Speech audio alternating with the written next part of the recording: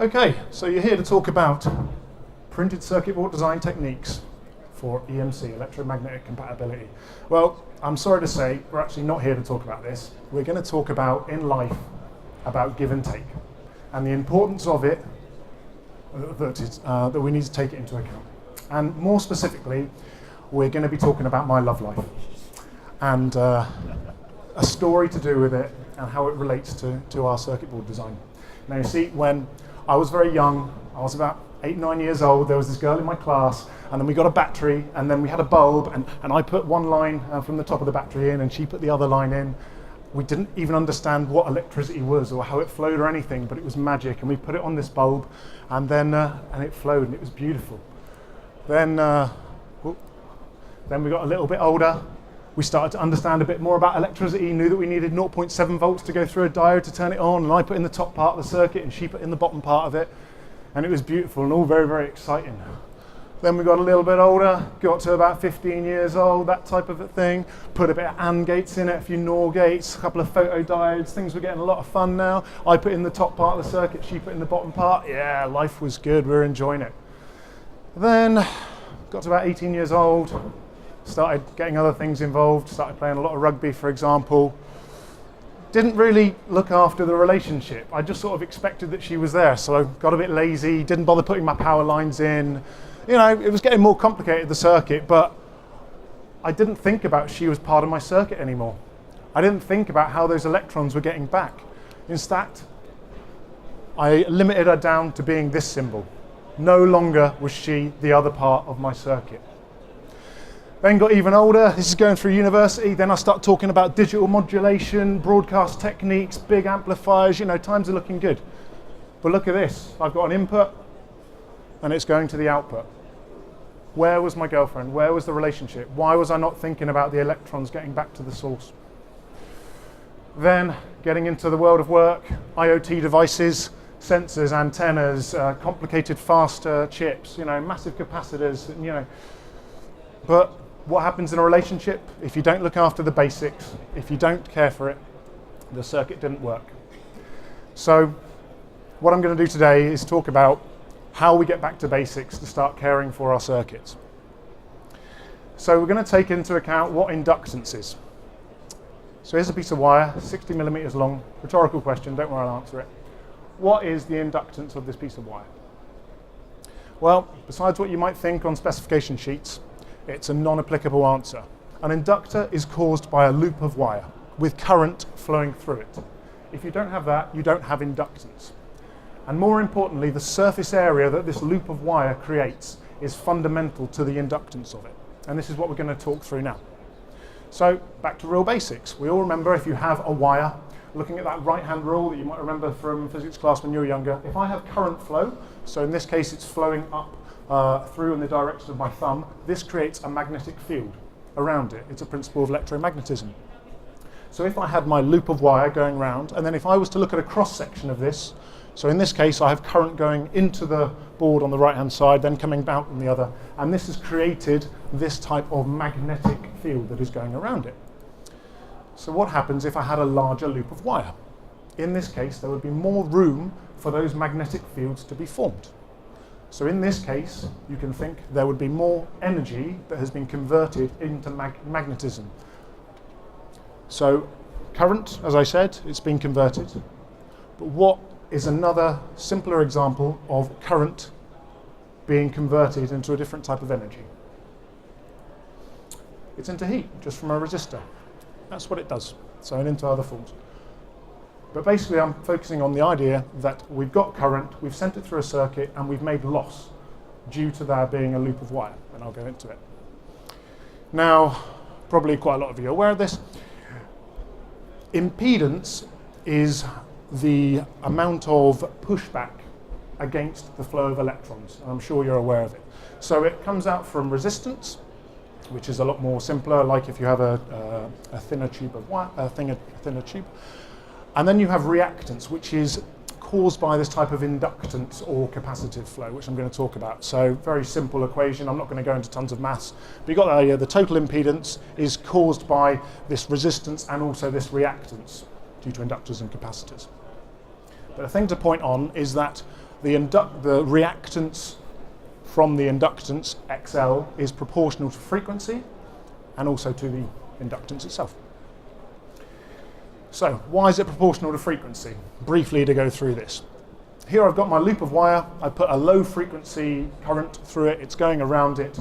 So in this case here, I've got it going through the board and out of the board. Happy days, not very much loss. But during this, the magnetic fields have been created. And if I were to switch the current around the other way, I need that current to push back against those magnetic fields that have been formed. And then I would end up getting magnetic fields going the other way. And the quicker that I oscillated this, you can imagine that there would be more loss compared to if it was just DC versus having a high frequency AC component. But what about surface area, which I talked about earlier on? There's going to be more of a conversion of this area into magnetism. As I said, surface area is key. So the flux density is when you have it flowing through the loop of wire, it's that amount of electromagnetism which is going around it. So therefore we can say the flux density is proportional to that amount of current. If I put more current through it, there'd be more magnetism created. But then a key part of what I'm going to talk about is this area. So if you imagine that this is a wire that's gone through, so it's the amount of magnetism passing through it. And this is what we call the flux. Okay, so the amount of energy that's passing through that area, the magnetism energy.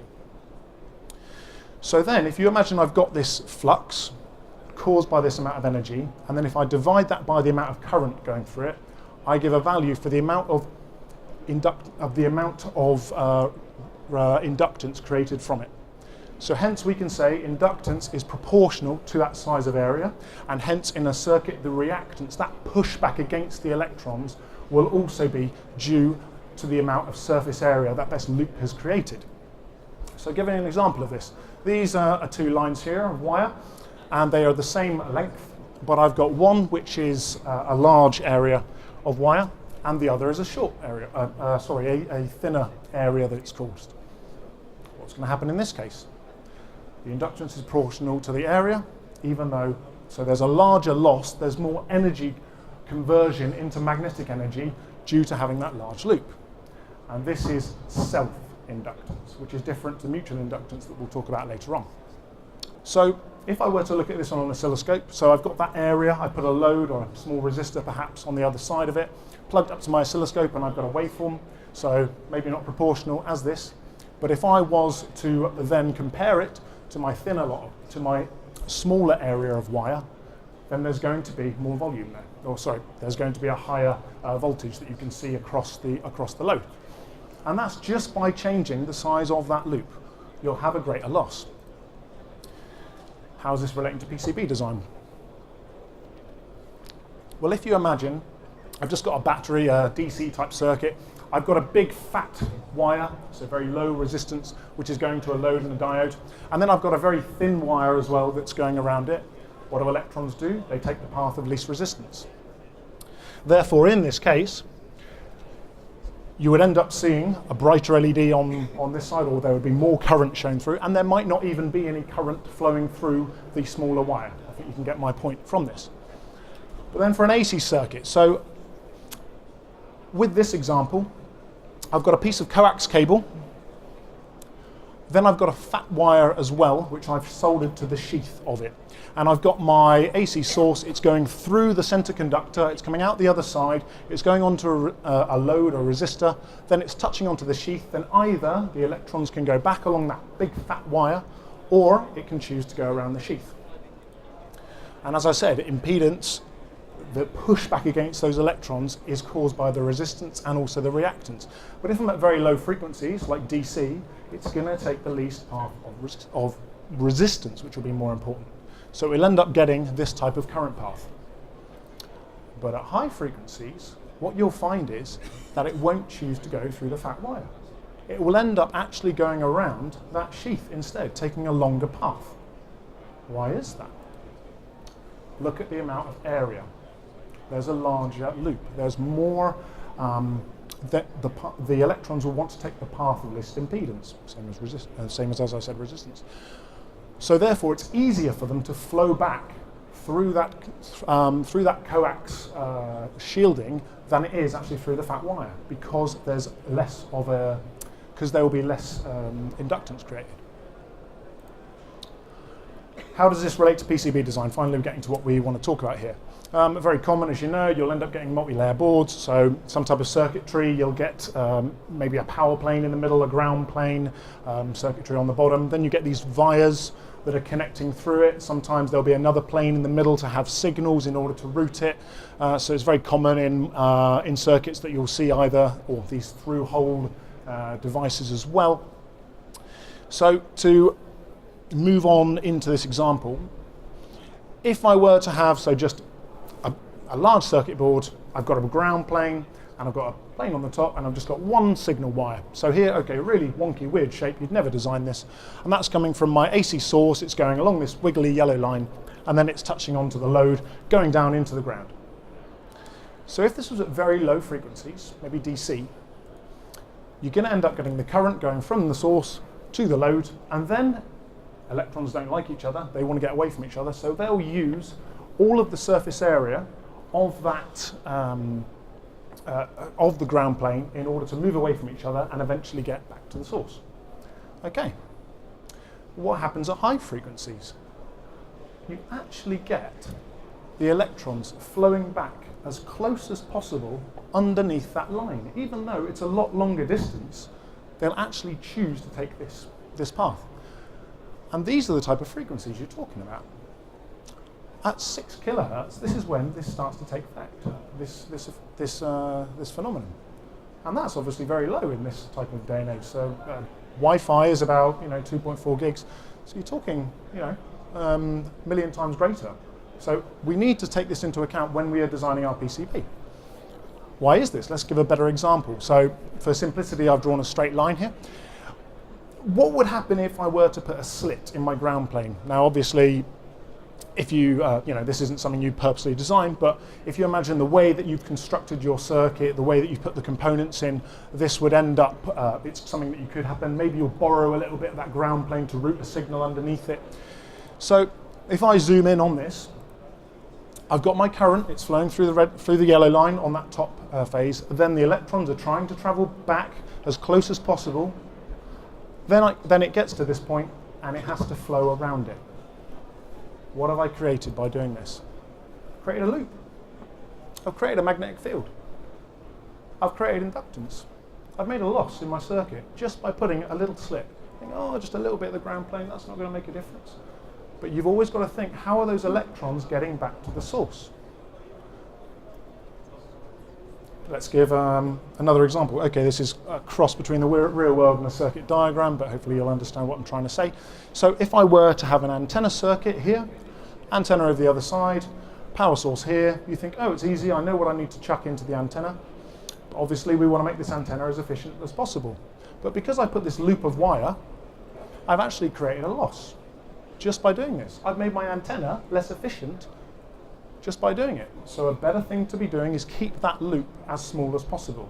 There's going to be less reactance caused by it. So as I said, rule of thumb, keep those current loops as small as possible.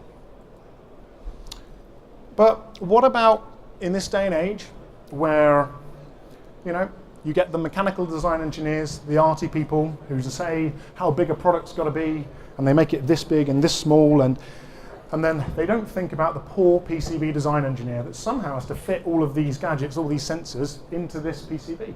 So obviously you don't want to put circuits inside circuit loops, that might be quite obvious, but sometimes you might be forced into it.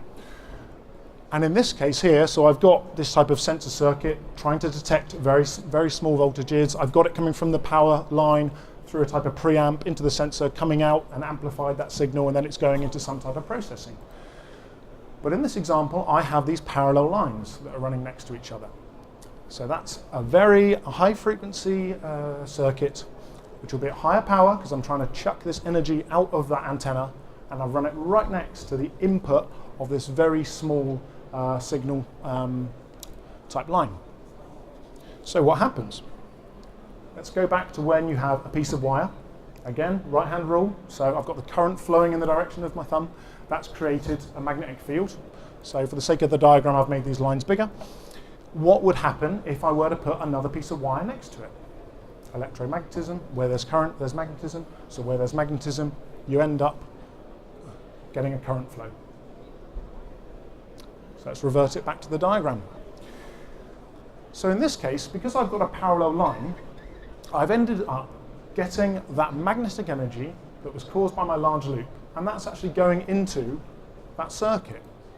So in this case, I've now got it coming from my antenna field, it's going into that preamp, it's getting amplified, it's being chucked into my sensor, it's then getting amplified even more, and then I end up getting antenna noise, so 2.4 gigahertz noise, going into my processor at the end. And that's just from having a parallel line. Say though, as I said, sometimes you might be forced into it. You might have to have a circuit that is very close to each other. What's a way we could get around it? Well, that's where something called EMC shielding comes into it. So in this case, I've decided to put this metal box, essentially, over the top of where I believe that I'm going to get that interference. But in this case, I only had one small line going down to my ground plane. So in this case, I've got that energy, not great because I will get a loss, but at least it's not going into that sensor circuit, so I took the sensor circuit out for simplicity, and I'll have that energy flowing across and going down into this one little line and then back to its source. But again, what about my girlfriend? What about my love life? It's the same as when I throw my dirty washing on the floor, expecting her to clean it up, expecting her just to sort it all out for me and still put dinner on the table. No, you've got to take that into account. So even in this case, I've created a massive loop. What else could happen? I could end up getting current flowing back. That's my girlfriend saying, huh, you think that you're going to treat me like that? Right, I'm going to ruin you in another way. So what would be a better solution? If I made that loop a lot smaller, and also, as I said, you'd end up by getting all that current going through that small piece of wire that could end up becoming an antenna itself. So in this case, I've cared for my ground plane. I have used that shielding and made sure that I've made it as simple as possible for those electrons to get away from each other and travel back to the source. And then again, big subject if you want, to protect it by using things like ferrite beads, capacitors. That's the same as, buying your girlfriend some flowers, trying to look after her as you go along. It should be a rule of thumb that you try and look after your power plane as possible. So just to summarize the EMC shielding part of it, by having things like through-hole devices, ways of not caring for your PCB, you can end up creating loops, which therefore energy can be converted into magnetic energy, creating a loss, and that energy can then go into other components, which is why surface mount components are a lot better with regards to looking after EMC. Let's look at another example. Say I've got two PCBs, and I've got this flat cable that's going across it. And then I thought, right, the purchasing manager wants me to save costs. I know, I'll get a cable that's of a small amount of pins. And what I'll do is I'll get these two circuits that I've got here and I'll combine the ground planes. That means it will be one less. Purchasing manager's very happy. Great. Okay, so I've got, So I've got current from this circuit here, the one on the right. It's going through, as you can see, going up through the other PCB, through some type of load and coming back to its source. Great. And that's created a loop. Okay, not great, but that's the size of cable that's been chosen to use. Can't change it, there's going to be a loss. But then I've got my other circuit, and then I have made electrons flow up through the other circuit, around the other. It's using the common ground signal, and it's getting back to its source. What have I done? I've created a loop inside another loop. Therefore, I'll be getting noise from that circuit that I've got in yellow ending up inside the circuit I've got in red, just by crossing over. So what's the most simplest way of caring for this? Because again, didn't look after my ground plane, didn't care for it. It's to be having independent ground lines. That means there's no loops overlapping each other. Yes, maybe not perfect because that connector might be the widest part and would create a loop and hence a loss. But at least then I'm not going to get these type of noise from my circuit interfering with each other. Last little thing to focus on, just a brief thing on antennas. So you might be aware of what a dipole antenna is. Maybe you've touched on this in your life. So it's essentially two pieces of metal, and you end up getting this AC source, so something to generate a signal, and that gets pushed up through these pieces of wire, and actually ends up emitting a signal from it. And what happens is, so electrons are flowing from the source, it's going towards this side of the antenna, it's coming away from the other, therefore it's getting emitted out. And that's due to the size of the wavelength. I won't go into too much details why, again, a massive part. If you go to a university, you'll have a 15-week course on just this. And then it ends up reversing around the other way, so I'm getting electrons and they're being pushed from one side to the other. If I get that frequency of that generator proportional to the size of the antenna, I will get a good signal being sent out. And this is what you see in TV antennas. So if you see on the right, I've made a slightly thicker line there. I've got a dipole antenna, but then those longer pieces of metal are essentially to direct it in more of a in the direction that wants to be broadcast. So it would still work, but instead I want to focus that energy in one way. And what would be the difference, though, with a receiving antenna? With a receiving antenna, it's actually the same principle. So if I know what the wavelength of the signal I'm trying to capture, then I know I need to make my antenna at this certain size, proportional to the wavelength, and then I'll end up receiving energy. And if that wavelength happens to be a bit bigger than the size of my antenna, I still capture some of that energy. It would just be less efficient. So okay, you've got a bit of a background on antennas. Say I've got that PCB from earlier on I was saying, and then I've got a power supply or something, this long cable that's going away from it. Can anyone see what I'm trying to imply here?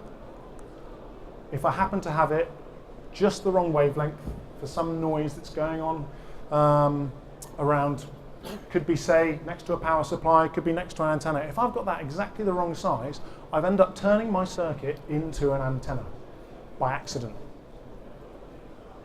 So okay, I know, I'll try and get over this.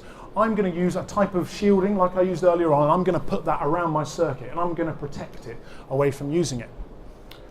But then a little mistake could be, okay, I need to ground my, trying to look after my relationship, and I'm trying to ground my the ground plane on the PCB to the chassis to try and protect it. But if I've only connected it in one place, say I put some plastic spaces somewhere else to save money, essentially, if you imagine that box, and if I was to open it up wide, I've created another antenna, just it would be at a different wavelength, as you can see here. So what would be another easier way of getting around this? If you were to ground your PCB in more places, it would stop it being able to turn into this long antenna. And so you can get things like little springs and having a couple more spaces, for example, that enables it to be easily grounded and touching onto that box, enabling any noise that you get in order to move away from your circuit. And an even better way would be if you had some type of complete shielding, so it's like in a coax cable you get complete shielding, or you can end up getting types of sheath with back shells, and that can be plugged into the box, and as long as it's grounded to the other widget, whatever it's connecting to, so it ends up being in the ground, then it will be a lot better complete way of looking after your circuit. So, in summary from that, because I think we're ending up in time. So when you're designing a PCB, avoid creating large surface area loops. Try and avoid slits in the ground plane, which would therefore create the loops, especially underneath high frequency lines. Try and avoid those parallel lines, trying to get away from having mutual inductance being caused on your PCB. Use the shielding where you think it is appropriate, and make sure that PCB is grounded to that chassis well. But most important of all, and I want you to take away this, is look after that relationship between when you're sending those signals out and when you're getting those electrons back. So always care for your relationship. I wish I'd learnt this when I was younger. So I'm Robert Webber. I work for our company Harwin. We're based over on J54, I think. I'll be hanging around the stand today if you want to talk to me a bit more, or speak to me after this. Any particular questions on what I've spoken about? Wow, so you either didn't concentrate at all or I completely filled it. I hope it's the second one. Well, okay, thank you very much, and well, yeah, enjoy the rest of your day. Thank you.